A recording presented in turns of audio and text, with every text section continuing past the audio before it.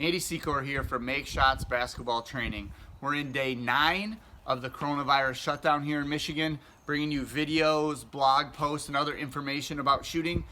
Today I'm going to talk about the reason that I think a majority of shots were missed from the 6 high school players that I trained last year, taking over 1,000 shots, and that reason is balance. So when we talk about balance in Make Shots training, we talk about 3 basic things. Number 1, the importance of starting wide and strong base position. So I always tell players, make sure that your shoulders could fit inside your feet. Sometimes they say shoulder width apart, but when I look down, I don't see my shoulders. So instead, that my feet are wider than my shoulders or wider than my hips. So we want all positive energy to come from a wide base, and that he starts wide and he finishes wide. So when he goes and takes a shot, he starts in that wide base and finishes with that same width. So that's number 1. We do a drill called up the line and across the line where we evaluate that, one of the first sessions I do with every player. Second, you have to train your body to fight for balance. So the game of basketball puts you in so many positions, moving sideways, twisting, turning, and if you let it, you'll take shots off balance pretty consistently.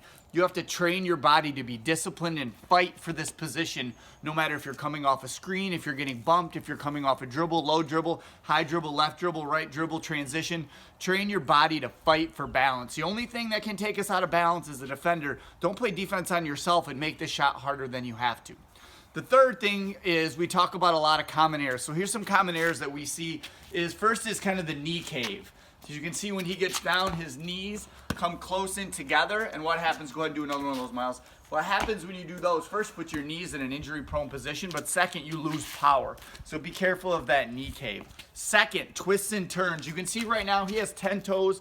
Let's pretend this is the rim. He has 10 toes pretty close to the rim, but when he goes to take this shot, he twists, stop right now. You can see his body is turned this way, and we have negative energy that's going away from the rim. Can he still make the shot? Yeah, he's gonna have to do a lot of other things right, but again, he's made a already hard thing to do, shooting the basketball, even harder. So this twist and turn, usually players do it to create power, but if you finish in a spot that's different than you started, it's gonna impact a lot of variables in your shot.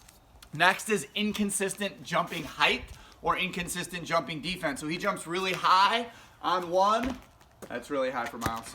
And then he jumps a little bit lower on the other one, or he jumps really far forward when he takes one shot, and then the next time he takes a shot, he doesn't jump very far forward at all. So those are variables that can significantly change the way that your ball goes towards the rim. And then the last one is just what I call the looking cool factor. So players want to take a fadeaway or some kind of turn, a step back when it doesn't have to be a step back. And that cool factor impacts our balance. Sure, it looks cool when it goes in that 1 out of 8 times, though the other 7 misses don't look so cool. So we really talk about training our body to fight for balance. We have drills that we work on in Make Shots training to develop those good habits for kids. Are those drills flashy? Not really. Are they super fun? Nope. You know what's fun? Making shots. A lot of shots. And training your body to fight for balance is going to help you make more shots.